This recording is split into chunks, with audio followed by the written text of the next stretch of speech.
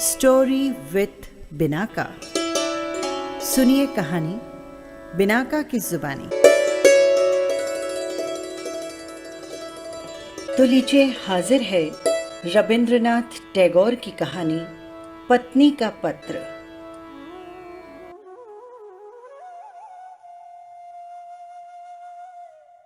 श्री चरण कमलेशु, आज हमारे विवाह को 15 वर्ष हो चुके हैं, लेकिन अभी तक मैंने कभी तुमको कोई चिट्ठी नहीं लिखी, क्योंकि सदा तुम्हारे पास ही बनी रही। न जाने कितनी बातें कहती सुनती रही, पर चिट्ठी लिखने लायक दूरी तो कभी हुई ही नहीं। आज मैं तीर्थ क्षेत्र के दर्शन करने आई हूं और तुम अपने ऑफिस के काम में लगे हुए हो। कलकत्ता के साथ तुम्हारा वही संबंध है जो एक घोंगे के साथ शंख का होता है। वो तुम्हारे तन मन से चिपक गया है। इसीलिए तुमने ऑफिस में छुट्टी की दरख्वास्त ही नहीं दी। विधाता की शायद यही इच्छा थी।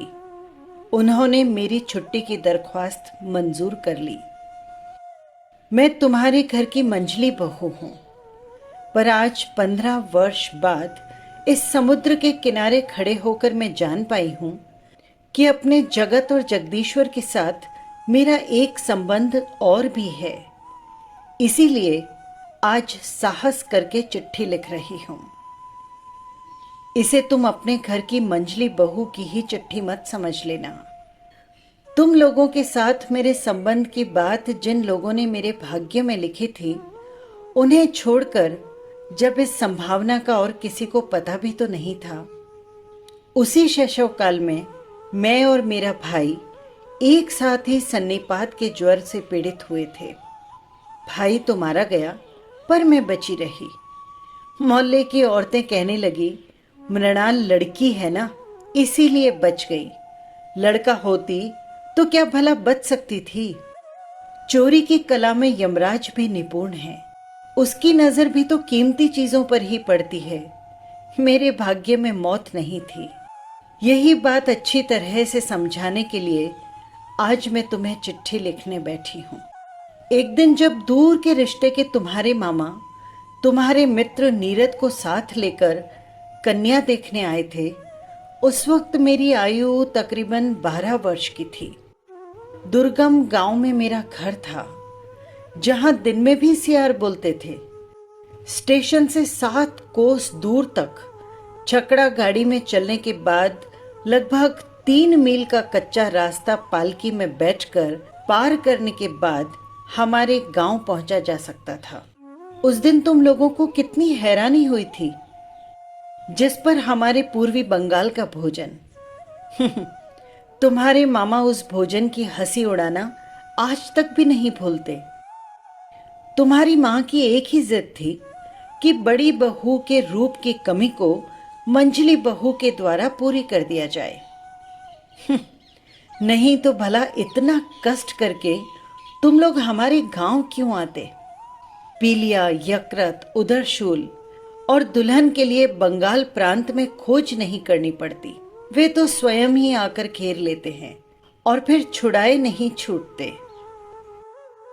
पिता की छाती धक धक करने लगी। मां दुर्गा का नाम जपने लगी। शहर के देवता को गांव का पुजारी क्या देकर संतुष्ट करे। बेटी के रूप का भरोसा तो था, लेकिन स्वयं बेटी में उस रूप का कोई मूल्य नहीं होता। देखने आया हुआ व्यक्ति उसका जो मूल्य दे दे, वही उसका मूल्य हो जाता है। इसीलिए तो 1000 रूप और गुण होने पर भी लड़कियों का संकोच किसी भी तरह दूर नहीं होता। सारे घर का, यही नहीं सारे मोहल्ले का ये आतंक मेरी छाती पर पत्थर की तरह जमकर बैठ गया। आकाश का सारा उजाला और संसार की समस्त शक्ति उस दिन मानो इस 12 वर्षीय ग्रामीण लड़की को 2 परीक्षकों की 2 जोड़ी आंखों के सामने कसकर पकड़ रखने के लिए चपरासीगिरी कर रही थी। मुझे कहीं छिपने की भी जगह नहीं मिली। अपने करुण स्वर में कांपती हुई शहनाई बज उठी। मैं तुम लोगों के घर आ पहुंची। मेरे सारे ऐबों का ब्यौरेवार हिसाब लगाकर गृहिणियों को ये स्वीकार करना पड़ा कि सब कुछ होते हुए भी मैं सुंदरी जरूर हूँ। ये बात सुनते ही मेरी बड़ी जेठानी का चेहरा भारी हो गया। लेकिन सोचती हूँ, मुझे रूप की जरूरत ही क्या थी। रूप नामक वस्तु को अगर किसी त्रिपुंडी पंडित ने गंगा मिट्टी से गढ़ा हो तो उसका आदर हो, लेकिन उसे तो विधाता ने केवल अपने आनंद से निर्मित किया है। इसीलिए तुम्हारे धर्म के संसार में उसका कोई मूल्य नहीं। मैं रूपवती हूं, इस बात को तुम्हें भूलने में कोई ज्यादा दिन नहीं लगे। लेकिन मुझ में बुद्धि भी है, ये बात तुम लोगों को पग पग पर याद करनी पड़ी। मेरी ये बुद्धि इतनी प्रकृत है कि तुम लोगों के घर गृहस्थी में इतना समय काट देने पर भी आज भी टिकी हुई है। मेरी इस बुद्धि से मां बड़ी चिंतित रहती थी। शायद नारी के लिए ये तो एक बला ही है। बाधाओं को मानकर चलना जिसका काम है, वो ये बुद्धि को मानकर चलना चाहे तो ठोकर खा खा कर उसका सिर फूटेगा ही। तुम ही बताओ ना, मैं क्या करूं? तुम लोगों के घर की बहू को जितनी बुद्धि की जरूरत है, विधाता ने लापरवाही से मुझे उससे ज्यादा बुद्धि दे डाली। अब मैं उसे लौटाऊं भी तो किसको? तुम लोग मुझे पुरखिन कहकर दिन रात गाली देते रहे। अक्षम्य को कड़ी बात कहने से ही सांत्वना मिलती है, इसीलिए मैंने उसको क्षमा कर दिया। मेरी एक बात तुम्हारी घर गृहस्थी से बाहर थी, जिसे तुम में से कोई नहीं जानता। मैं तुम सबसे छिपकर कविताएं लिखा करती थी। वो भले ही कूड़ा करकट क्यों न हो, उस पर तुम्हारे अंतःपुर की दीवार न उठ सकी। वहीं मुझे मृत्यु मिलती थी, वहीं पर मैं रो पाती थी। मेरे भीतर लोगों की मंझली बहू के अतिरिक्त जो भी कुछ था, उसे तुम लोगों ने कभी पसंद ही नहीं किया, क्योंकि उसे तुम लोग कभी पहचान ही तो नहीं पाए। मैं कवि हूं, ये बात 15 वर्ष में भी तुम लोगों की पकड़ में नहीं आई।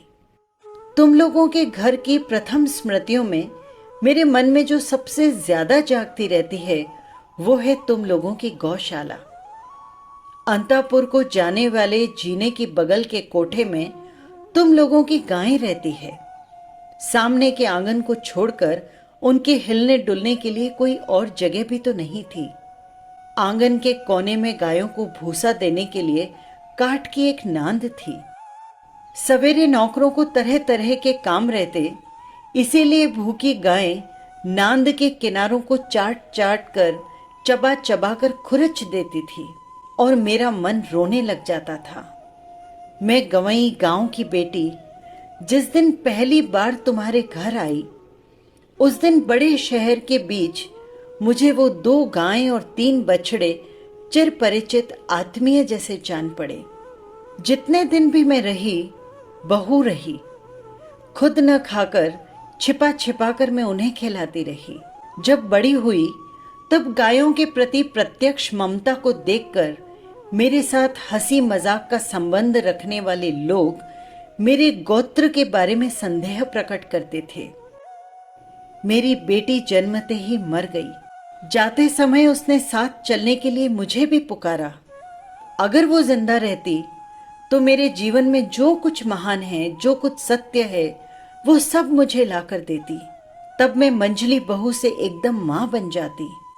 गृहस्थी में बंधी रहने पर भी मां विश्व भर की मां होती है, पर मुझे मां होने की वेदना ही मिली। मातृत्व की मुक्ति प्राप्त नहीं हो पाई।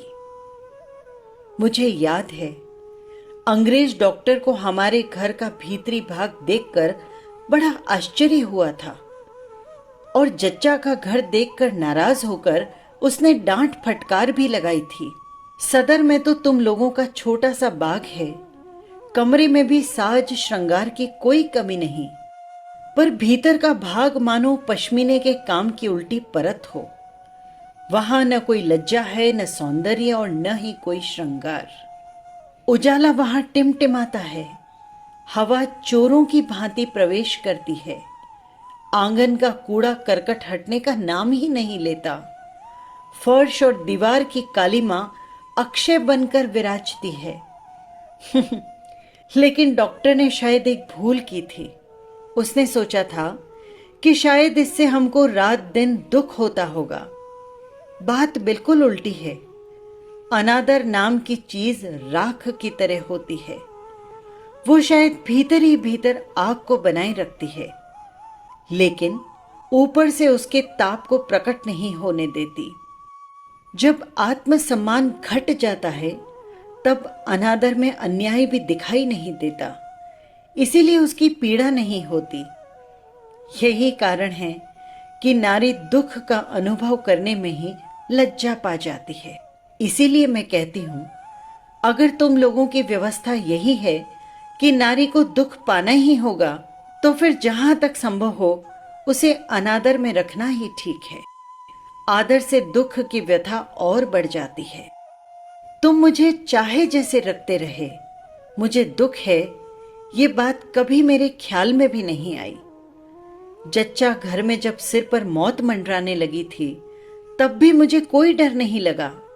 हमारा तो जीवन ही क्या है कि मौत से डरना पड़े। जिनके प्राणों को आदर और यत्न से कसकर बांध लिया गया हो, मरने में उन्हें कोई कष्ट नहीं होता। उस दिन यमराज अगर मुझे घसीटने लगते तो मैं उसी तरह उखड़ जाती जिस तरह पोली जमीन से घास बड़ी आसानी से जड़ समेत खिंच आती है।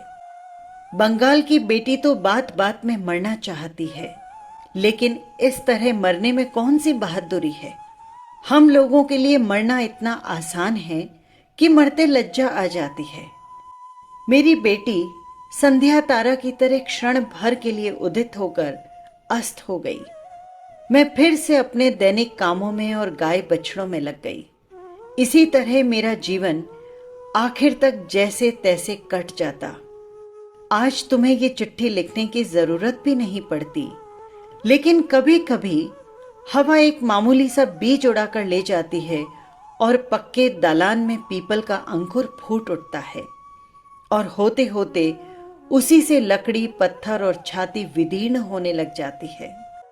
मेरी गृहस्थी की पक्की व्यवस्था में भी जीवन का एक छोटा सा कण न जाने कहां से उड़कर आ पड़ा, और तभी से दरार शुरू हो गई।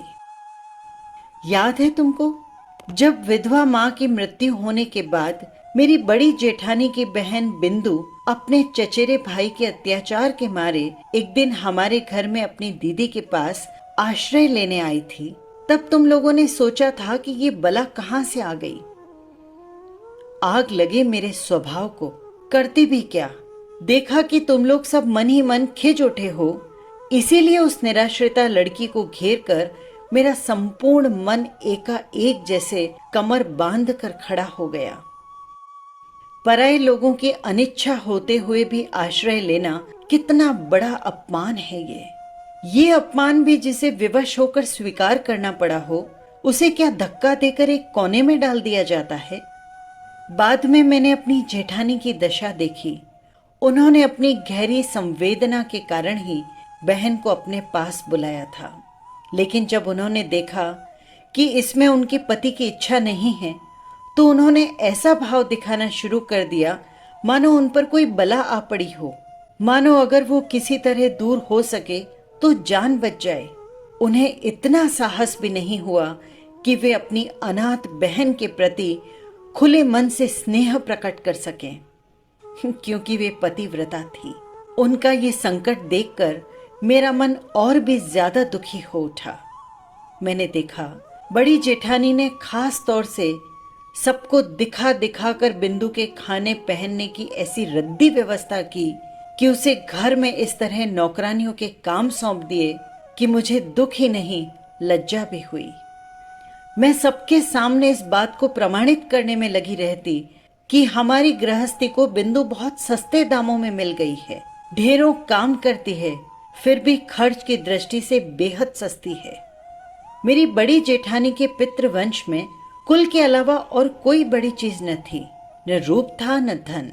किस तरह मेरे ससुर के पैरों में पड़ने पर तुम लोगों के घर में उनका ब्याह हुआ था, और ये बात तुम भी अच्छी तरह से जानते हो। वे सदा यही सोचती रही कि उनका विवाह तुम्हारे वंश के प्रति बड़ा भारी अपराध था। इसीलिए वे सब बातों में अपने आप को भरकस दूर रखकर, अपने को छोटा मानकर तुम्हारे घर में थोड़ी सी जगह में बहुत सिमट कर रहती थी। लेकिन उनके इस प्रशंसनीय उदाहरण से हम लोगों को बड़ी कठिनाई होती रही।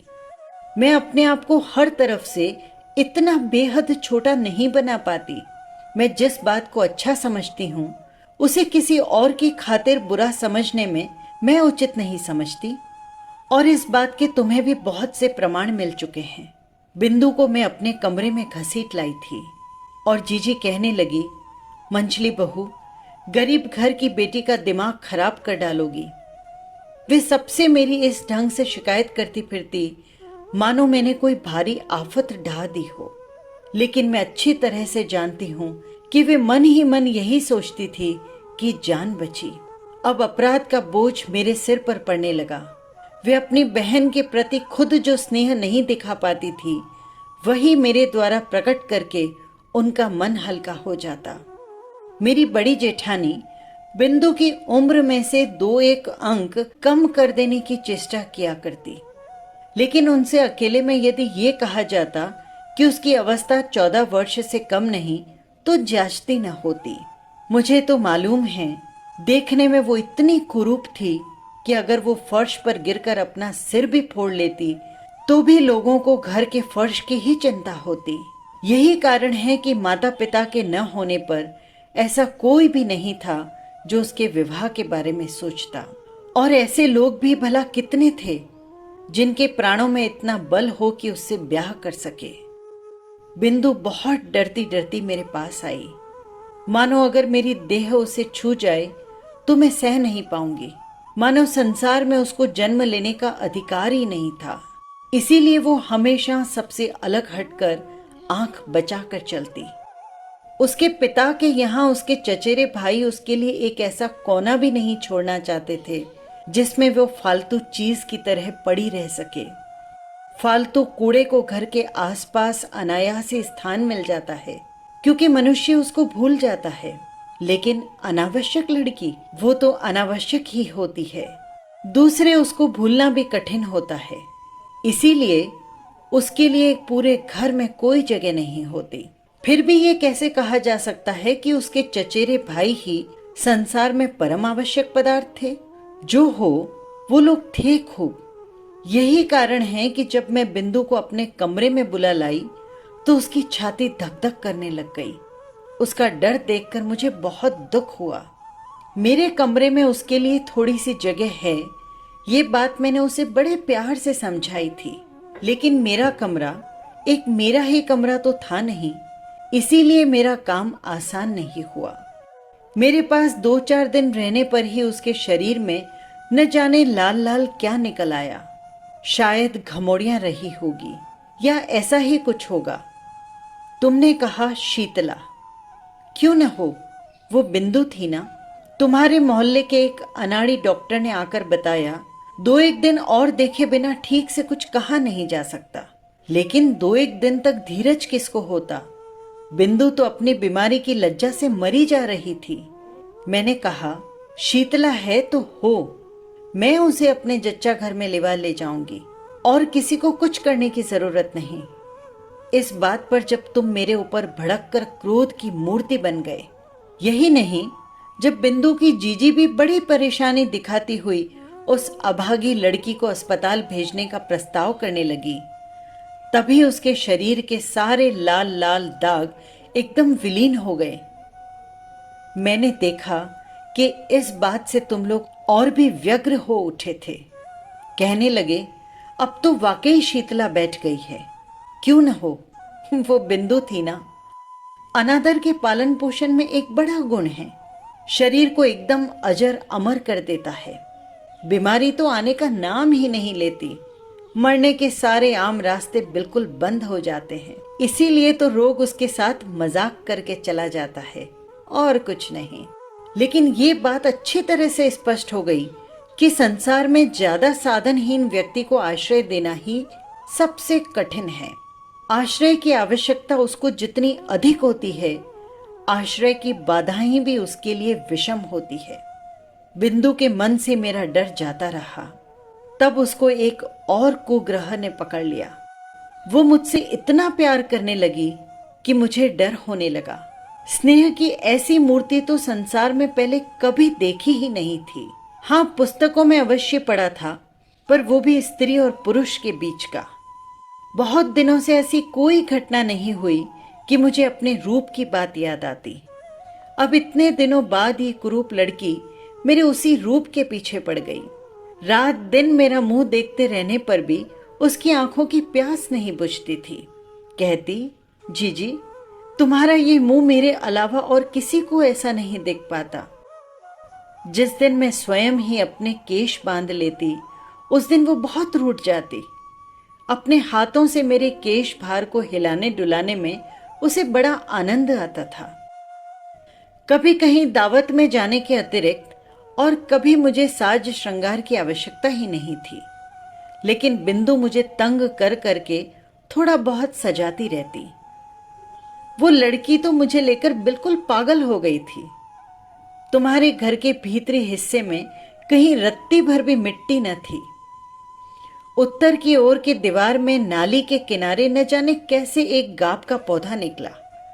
जिस दिन देखती कि उस गाब के पौधे में नई नई लाल लाल कोंपलें निकल आई है, उस दिन जान पड़ता कि धरती पर बसंत आ गया है। और जिस दिन मेरी घर गृहस्थी में जुटी हुई इस अनादृत लड़की के मन का ओर छोर किसी तरह रंग उठा, उस दिन मैंने जाना कि हृदय के जगत में भी बसंत की हवा बहती है। वो किसी स्वर्ग से आती है, गली के मोड़ से नहीं। बिंदु के स्नेह के वेग ने मुझे अधीर कर डाला। मैं मानती हूं कि मुझे कभी कभी उस पर क्रोध आ जाता, लेकिन उसके स्नेह में मैंने अपना एक ऐसा रूप देखा जो जीवन में मैं पहले कभी नहीं देख पाई। वही मेरा मुख्य स्वरूप है। इधर मैं बिंदु जैसी लड़की को जितना लाड प्यार करती, ये बात तुम लोगों को बड़ी कष्टदायक लगती। इसे लेकर बराबर खटपट होने लगी। जिस दिन मेरे कमरे से बाजूबंद चोरी हुआ था, उस दिन इस बात का आभास देते हुए तुम लोगों को तनिक भी लज्जा नहीं आई कि इस चोरी में किसी न किसी रूप में बिंदु का हाथ है। जब स्वदेशी आंदोलन में लोगों के घर की तलाशियां होने लगी, तब तुम लोग अनायास ही ये संदेह कर बैठे कि बिंदु पुलिस द्वारा रखी गई स्त्री गुप्तचर है। इसका और तो कोई प्रमाण न था। प्रमाण तो बस इतना ही था कि वो बिंदु थी। तुम लोगों के घर की दासियां उनका कोई भी काम करने से इनकार कर देती थी। उनमें से किसी से अपने काम के लिए कहने में वो लड़की भी संकोच के मारे जड़वत हो जाती। इन्हीं सब कारणों से उसके लिए मेरा खर्च बढ़ गया। मैंने खास तौर से अलग से एक दासी रख ली थी, और ये बात भी तुम लोगों को अच्छी नहीं लगी। बिंदु को पहनने के लिए मैं जो कपड़े देती थी, उन्हें देखकर तुम क्रुद्ध हो गए कि तुमने मेरे हाथ खर्च के रुपए ही बंद कर दिए। और दूसरे ही दिन मैंने ₹1.25 जोड़ी की मोटी कोरी मील की धोती पहनना शुरू कर दिया। और जब मोती की माँ मेरी झूठी थाली उठाने के लिए आई, तो मैंने इनकार कर दिया। मैंने खुद झूठा भात बछड़े को खिलाने के बाद आंगन में नल पर जाकर बर्तन धो लिए। एक दिन एकाएक इस दृश्य को देखकर तुम प्रसन्न न हो सके। मेरी खुशी के बिना तो काम चल सकता था, पर तुम लोगों की खुशी के बिना नहीं चल सकता था। ये बात आज तक मेरी समझ में नहीं आई। उधर ज्यों-ज्यों तुम लोगों का क्रोध बढ़ता, त्यों-त्यों बिंदु की आयु भी बढ़ती जा रही थी। इस स्वाभाविक बात पर तुम लोग अस्वाभाविक ढंग से परेशान हो उठे। एक बात याद करके मुझे आश्चर्य होता रहा कि तुम लोगों ने बिंदु को जबरदस्ती अपने घर से विदा क्यों नहीं कर दिया। मैं अच्छी तरह समझती हूं कि तुम लोग मन ही मन मुझसे डरते थे। विधाता ने मुझे बुद्धि दी थी। भीतर ही भीतर इस बात की खातिर किए बिना तुम लोगों को चैन नहीं पड़ता था। अंत में अपनी शक्ति से बिंदु को विदा करने में असमर्थ होकर तुम लोगों ने प्रजापति देवता की शरण ली। बिंदु का वर ठीक हुआ। बड़ी जेठानी बोली, जान बची। मां काली ने अपने वंश की लाज रख ली वर कैसा था मैं नहीं जानती, तुम लोगों से सुना था कि सब बातों में अच्छा है। बिंदु मेरे पैरों से लिपट कर रोने लग गई। बोली, जीजी मेरा ब्याह क्यों करा रही हो भला? मैंने उसको समझाते बुझाते कहा था, बिंदु डर मत, सुना है तेरा वर बहुत अच्छा है। बिंदु बोली, अगर वर अच्छा है तो मुझ में भला ऐसा क्या है जो उसे पसंद आ सके? वर पक्ष वालों ने तो बिंदु को देखने के लिए आने का भी नाम नहीं लिया। बड़ी जीजी तो इससे बड़ी निश्चिंत हो गई थी, लेकिन बिंदु रात दिन रोती रही, चुप होने का नाम ही नहीं लेती थी। उसको क्या कष्ट है ये मैं जानती थी। बिंदु के लिए मैंने घर में बहुत बार झगड़े किए थे, लेकिन उसका ब्याह रुक जाए ये बात कहने का साहस नहीं होता था। कहती भी किस बल पर? मैं अगर मर जाती तो उसकी दशा क्या होती? एक तो लड़की जिस पर काली, जिसके यहाँ जा रही है वहां उसकी क्या दशा होगी? इन बातों की चिंता न करना ही ठीक था। सोचती तो प्राण कांप उठते। बिंदु ने कहा, जीजी ब्याह के अभी 5 दिन और हैं, इस बीच क्या मुझे मौत नहीं आ सकती? मैंने उसको खूब धमकाया, लेकिन ईश्वर जानता है कि अगर किसी स्वाभाविक ढंग से बिंदु की मृत्यु हो जाती तो मुझे चैन मिल जाता। ब्याह के 1 दिन पहले बिंदु ने अपनी जीजी के पास जाकर कहा था, जीजी मैं तुम लोगों की गौशाला में पड़ी रहूंगी, जो कहोगे वो कर दूंगी। मैं तुम्हारे पैरों में पड़ती हूँ जीजी, मुझे मत धकेलो, मुझे मत धकेलो। कुछ दिनों से जीजी की आंखों से चोरी चोरी आंसू झर रहे थे। उस दिन भी झरने लगे, लेकिन सिर्फ हृदय ही तो नहीं होता, शास्त्र भी तो है। उन्होंने कहा, बिंदु जानती नहीं स्त्री की गति मुक्ति सब कुछ पति ही है। भाग्य में अगर दुख लिखा है तो उसे कोई नहीं मिटा सकता। असली बात तो ये थी कि कहीं कोई रास्ता ही नहीं था। बिंदु को ब्याह तो करना ही पड़ेगा, फिर जो हो सो हो। मैं चाहती थी कि विवाह हमारे ही घर में हो, लेकिन कुछ लोग कह बैठे कि वर के ही घर में हो, उनके कुल की ऐसी रीति है।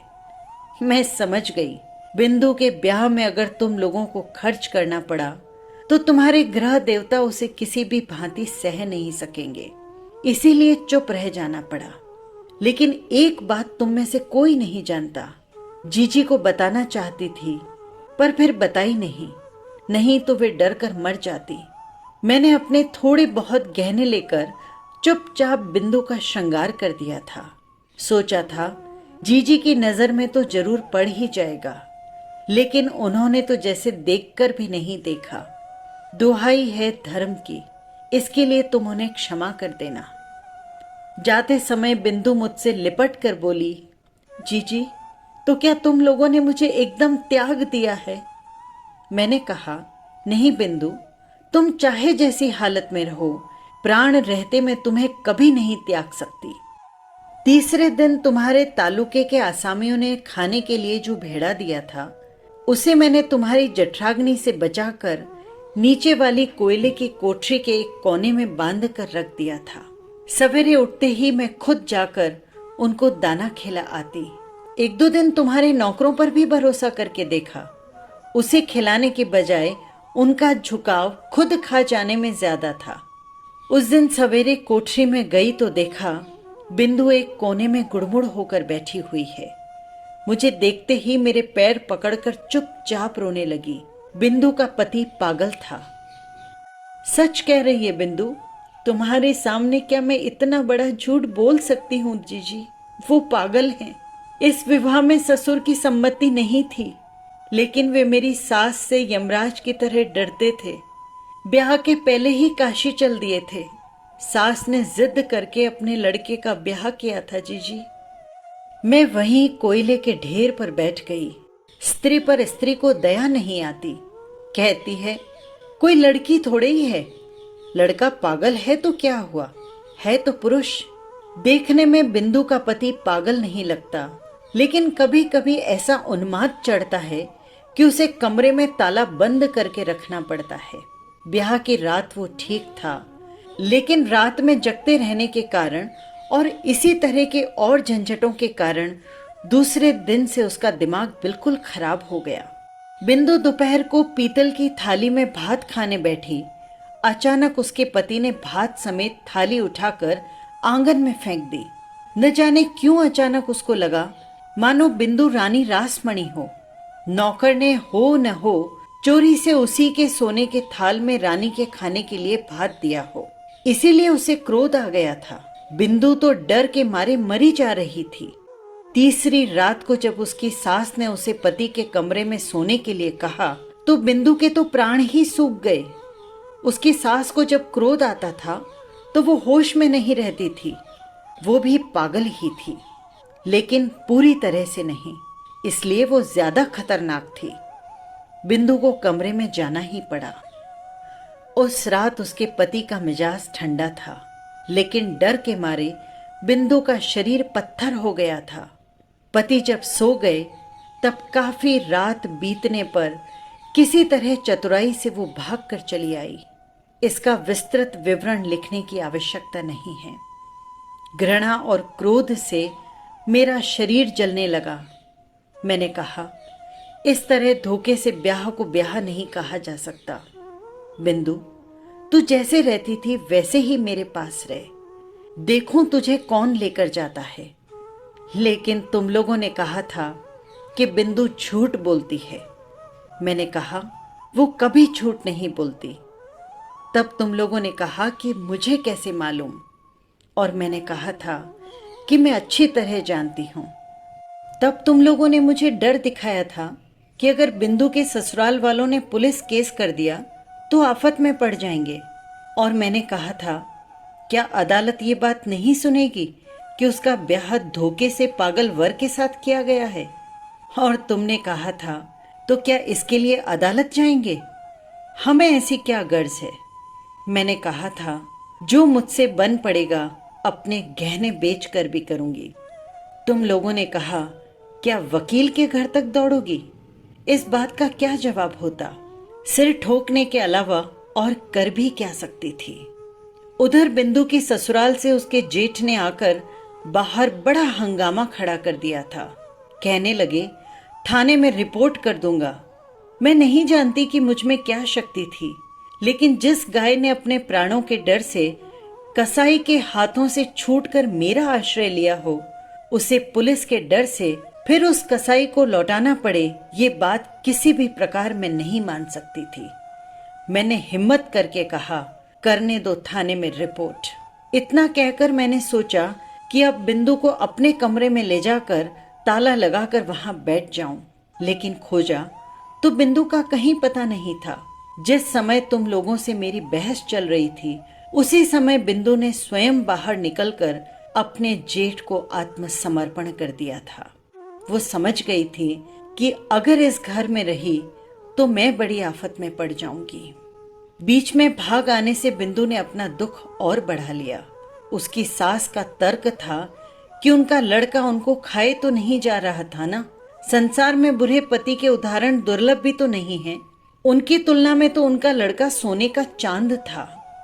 मेरी जेठानी ने कहा, जिनका भाग्य ही खराब हो उसके लिए रोने से क्या फायदा। पागल वागल जो भी हो, है तो स्वामी ही ना। तुम लोगों के मन में लगातार उस सती साध्वी का दृष्टांत याद आ रहा था, जो अपने कोढ़ी पति को अपने कंधों पर बिठाकर वेश्या के यहाँ ले गई थी।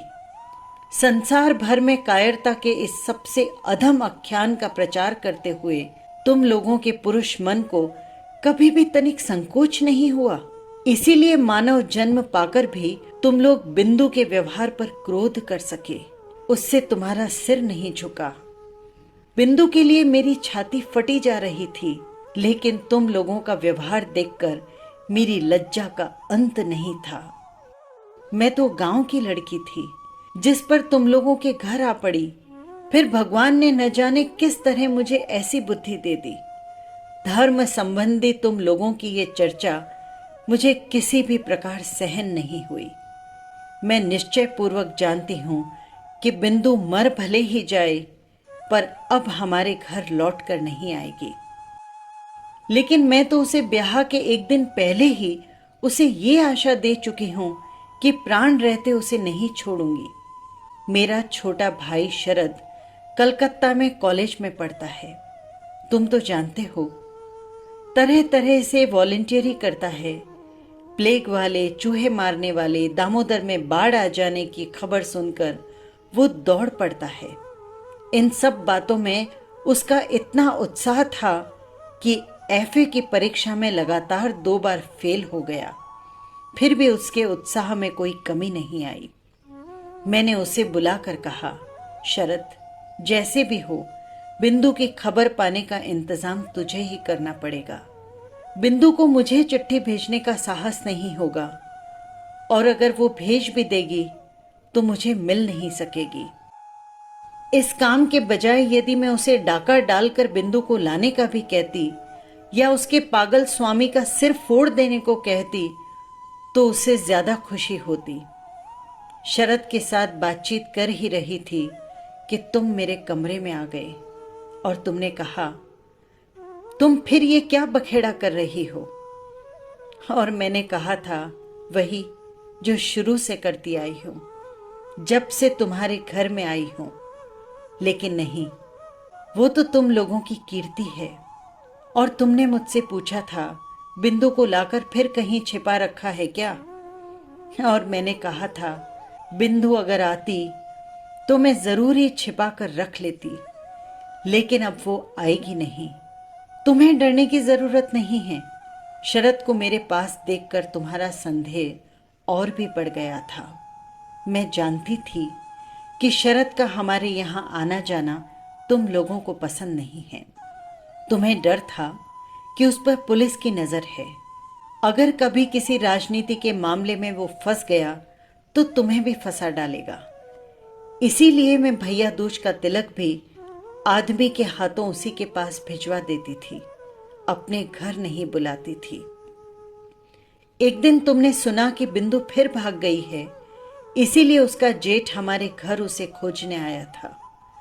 सुनते ही मेरी छाती में शूल चुभ गए थे। अभागिनी का असह्य कष्ट तो मैं समझ गई, पर फिर भी कुछ करने का कोई रास्ता नहीं था। शरद पता करने के लिए दौड़ा।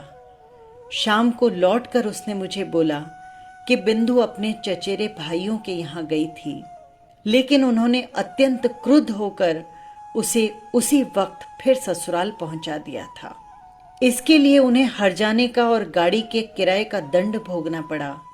उसकी खार अब भी उसके मन से नहीं गई है। तीर्थ यात्रा करने के लिए तुम लोगों की काकी तुम्हारे यहाँ आकर ठहरी थी और मैंने तुमसे कहा था कि मैं भी जाऊंगी।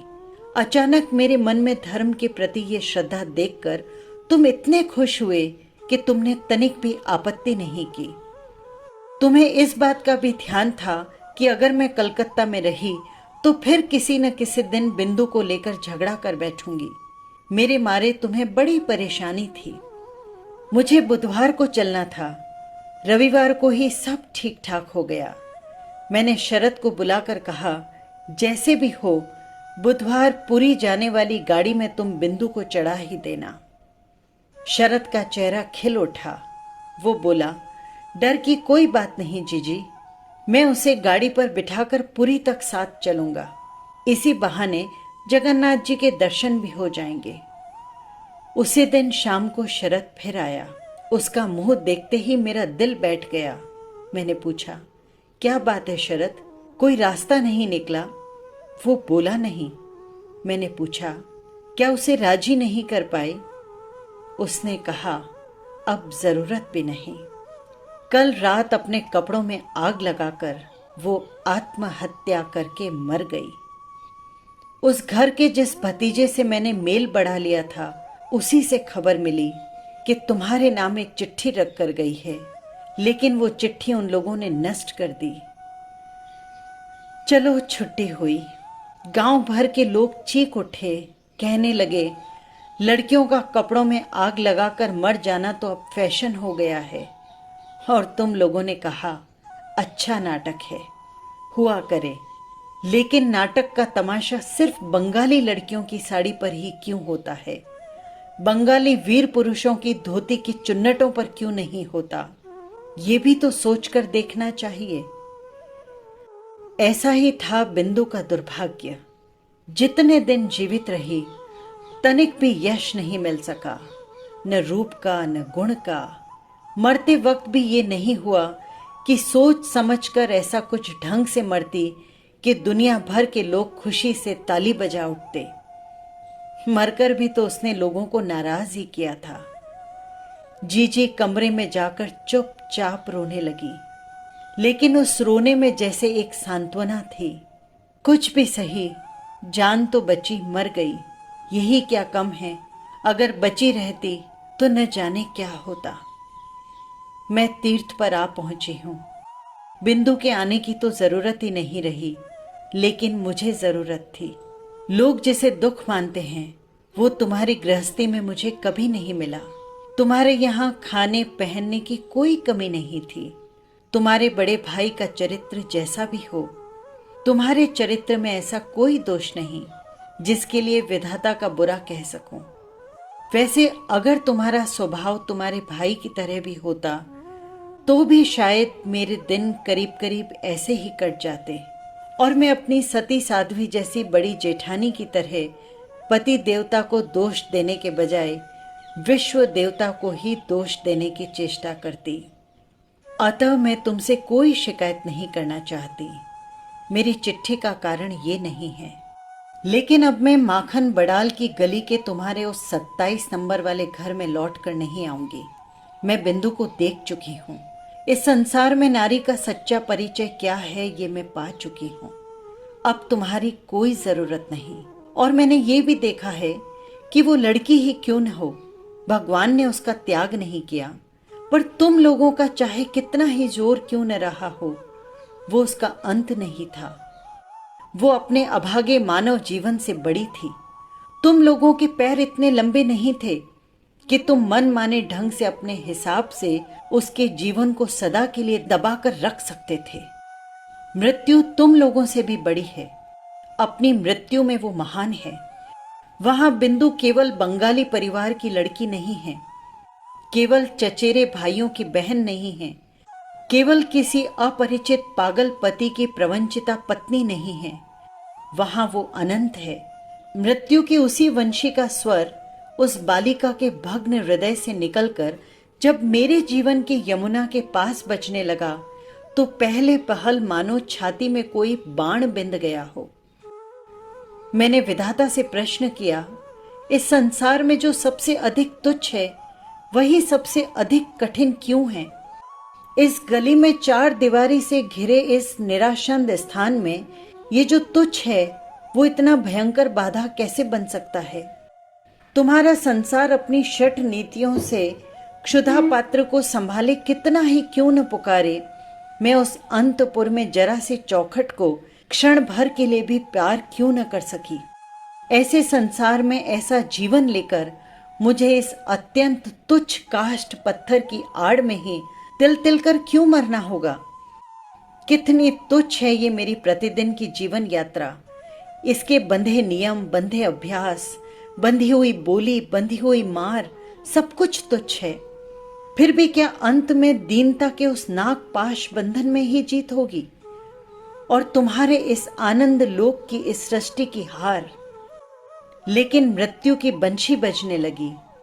कहाँ गई राज मिस्त्रानी की बनी हुई वो दीवार? कहाँ गया तुम्हारे घोर नियम का वो संसार? कहाँ गया तुम्हारे घोर नियमों से बंधा हुआ कांटों का घेरा? कौन सा है वो दुख, कौन सा है वो अपमान जो मनुष्य को बंदी बनाकर रख सकता है? ये लो, मृत्यु के हाथ में जीवन की जय पताका उड़ रही है। अरे मंजली बहू, तुझे डरने की अब कोई जरूरत नहीं।